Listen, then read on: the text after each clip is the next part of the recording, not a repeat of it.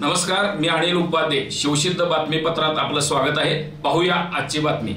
हातकणंगले तालुक्यातील रुकडी इथं विधानसभा मतदान निवडणूक दिवशी दिनांक 20 नोव्हेंबर 2024 रोजी शिवाजी चौक परिसरातील हॉटेल हनुमान अँड कोल्ड ड्रिंक्समध्ये नाश्त्याच्या बिलावरून वादावादी झाली होती.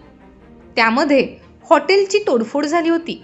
त्यावेळी हॉटेलचे मालक पद्मश्री देसाई यांनी हातकणंगले पोलीस ठाण्यात केतन कुंदन लोखंडे, गणेश दयानंद लोखंडे, राहुल संजय लोखंडे, अक्षय दीपक लोखंडे, दीपक पोपट लोखंडे, शुभम शंकर लोखंडे, सिद्धार्थ दगडू लोखंडे या लोकांच्यावर हॉटेलची तोडफोड, ड्रॉवरमधील पैसे आणि गळ्यातील चेन चोरी केल्याची तक्रार केली होती. घडलेल्या घटनेची या लोकांचा काहीही संबंध नाही, पण ही तक्रार गैरसमजुतीतून झाली आहे. कारण गळ्यातील चेन आणि ड्रॉवरमधील पैसे हे काउंटर खाली पडलेले दुसऱ्या दिवशी आम्हाला सापडले होते. यावेळी हॉटेलमध्ये मोठ्या प्रमाणात गर्दी झाली होती, त्यामुळे आम्ही भांबावून गेलो होतो.